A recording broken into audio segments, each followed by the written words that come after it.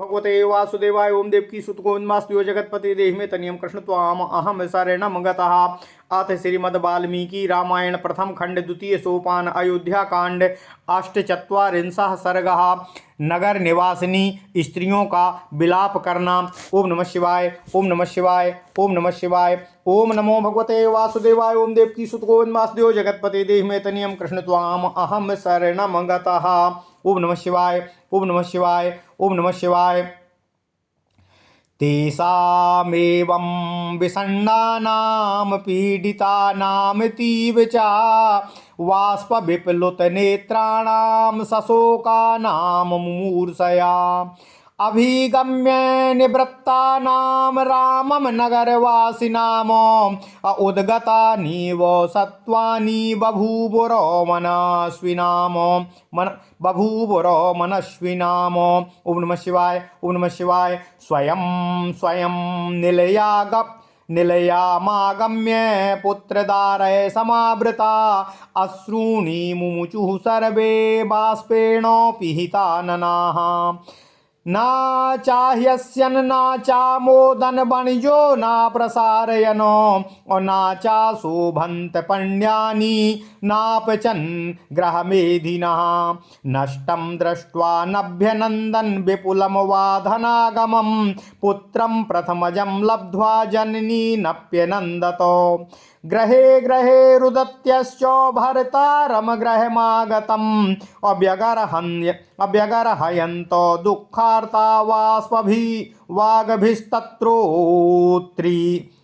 त्रैरिवोद्विपानो। ग्रहे ग्रहे रुदत्यश्च भर्तारं गृहमागतम्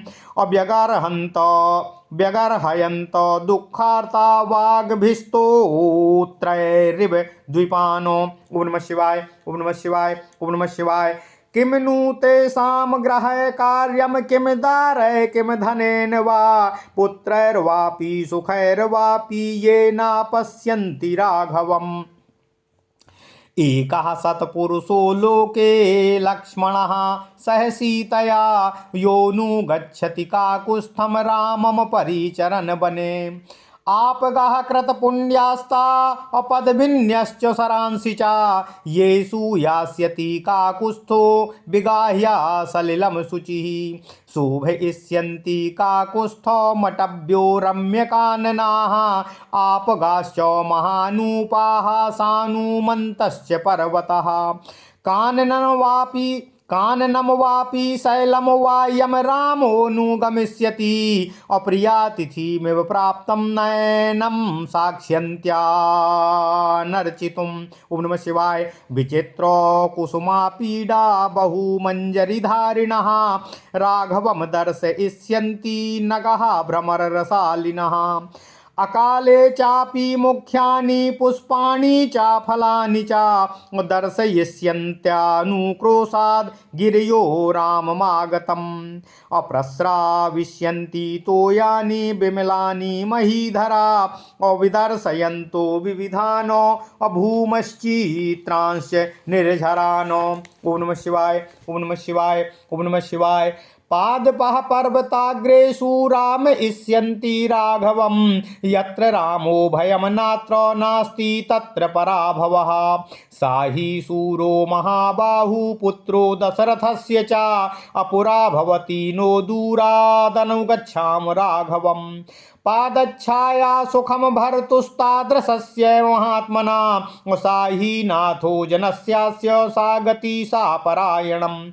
वयं परिचरिष्यामः सीतां यूयं च राघवम् इति पौरस्त्रियोर्भर्तृन् दुःखार्तास्तत्तदब्रुवान्। ओम नमः शिवाय। वयं परिचरिष्यामः सीतां यूयं च राघवम् इति पौरस्त्रियोर्भर्तृन् दुःखार्तास्तत्तदब्रुवन्। ओम नमः शिवाय। योऽस्माकं राघवोरण्ये योगक्षेमं विधास्यति सीता नारी जनस्यास्य योगक्षेमं करिष्यति।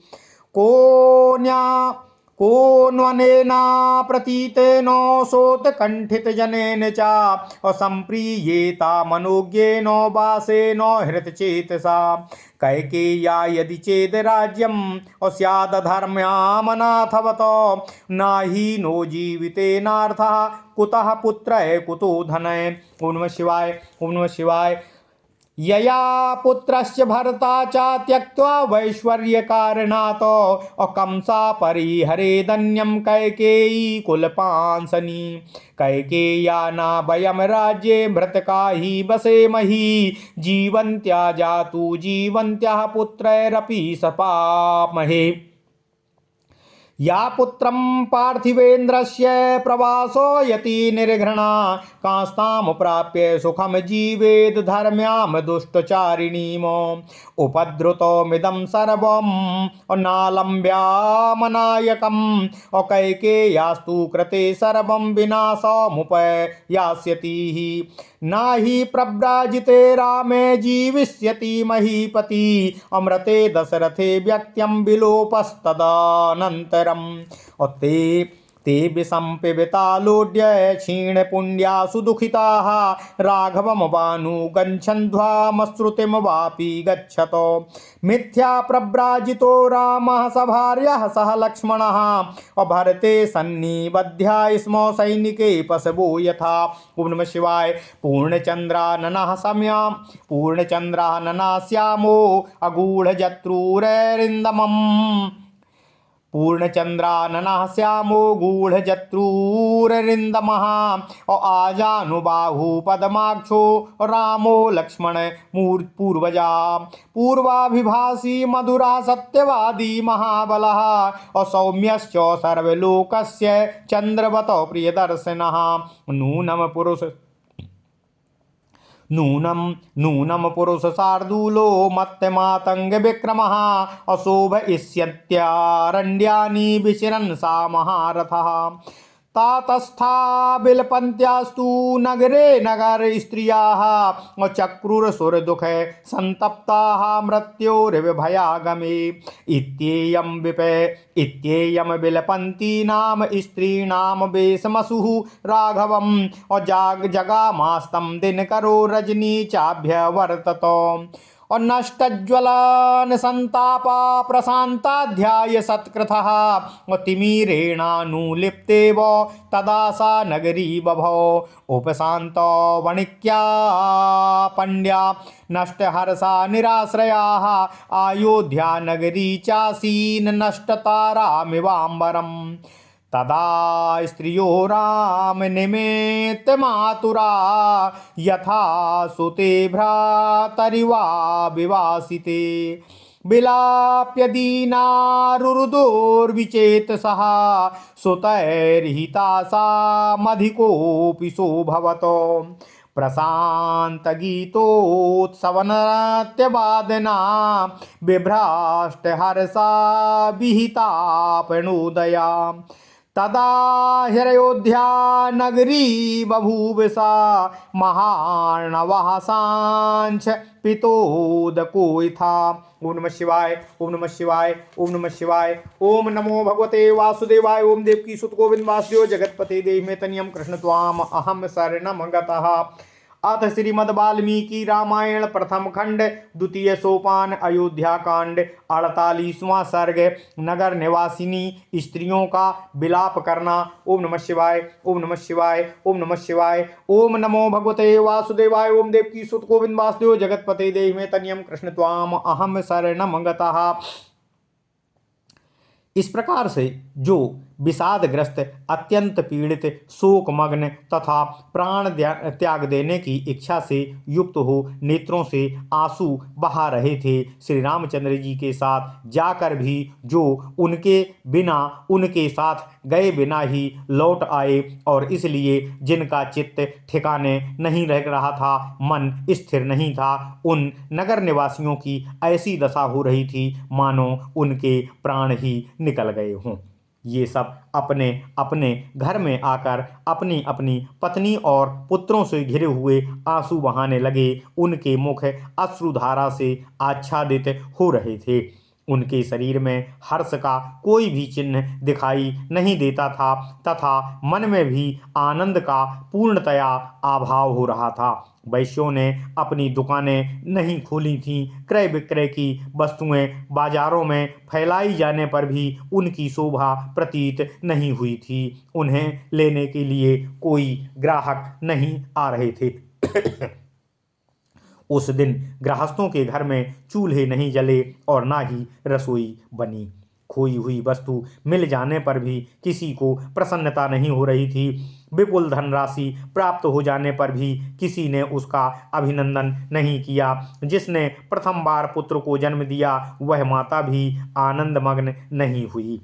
प्रत्येक घर की स्त्रियां अपने अपने पतियों को श्री राम के बिना ही लौटकर आए हुए देखकर रो पड़ी और दुख से आतुर होकर कठोर वचनों द्वारा उन्हें कोसने लगीं, मानो महावत अंकुशों से हाथियों को मार रहा हो।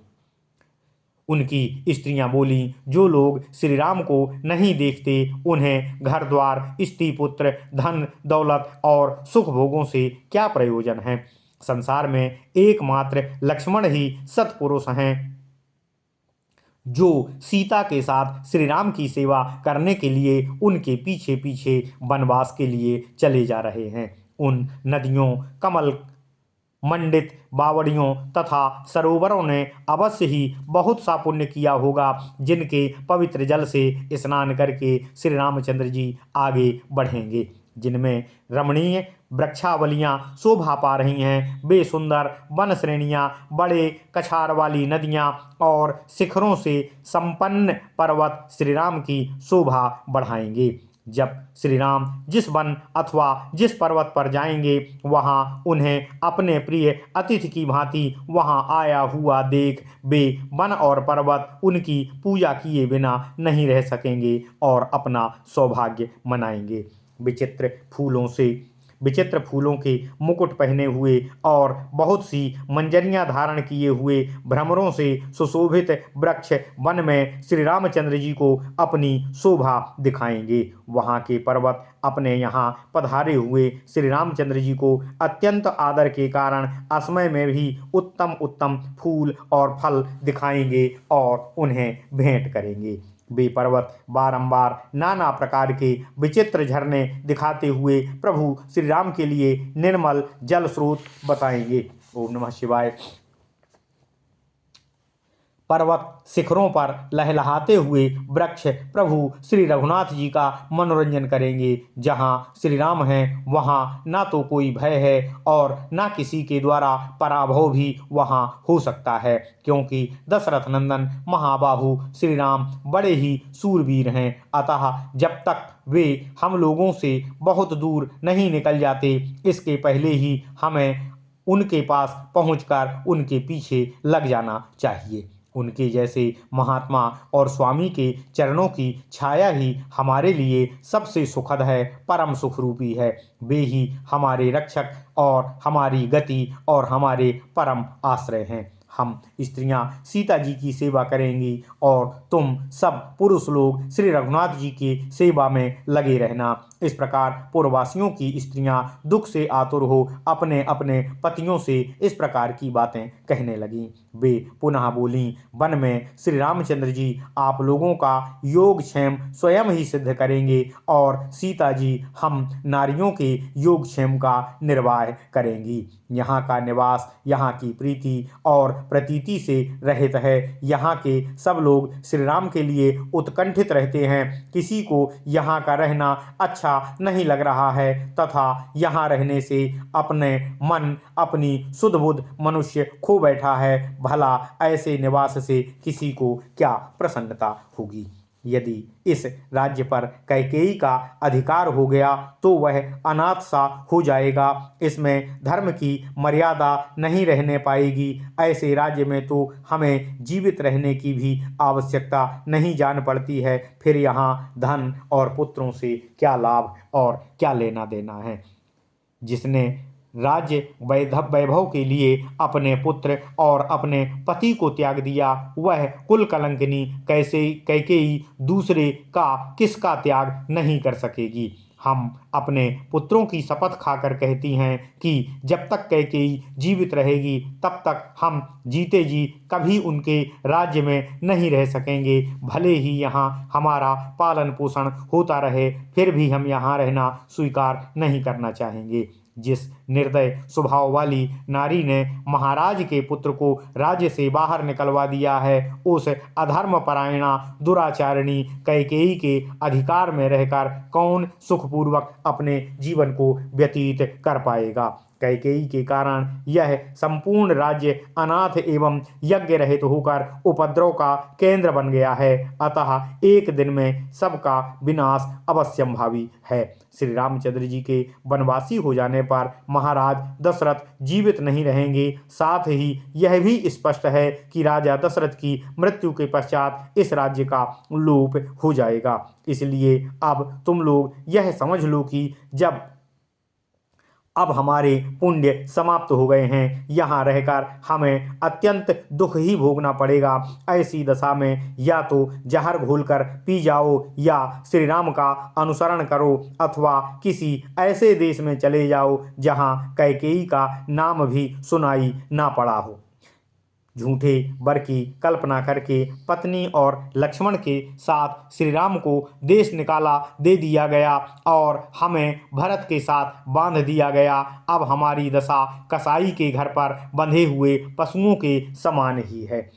लक्ष्मण के ज्येष्ठ भ्राता श्री राम का मुख पूर्ण चंद्रमा के समान मनोहर और सुंदर है। उनके शरीर की कांति श्याम और गले की हंसुली मांस से ढकी हुई, चारों भुजाएं घुटनों तक लंबी और नेत्र कमल के समान सुंदर हैं। वे सामने आने पर पहले ही बातचीत छेड़ते हैं तथा मीठे और सत्य वचन बोलते हैं। श्री राम शत्रुओं का दमन करने वाले और महान बलवान हैं। समस्त जगत के लिए सौम्य कोमल स्वभाव वाले और दयावान हैं। उनके दर्शन चंद्रमा के समान सुंदर और सुनहरा और प्यारा लगता है। निश्चय ही मतवाले गजराज के समान पराक्रमी पुरुष सिंह महारथी श्री राम भूतल पर विचरते हुए वनस्थलियों की शोभा बढ़ाएंगे।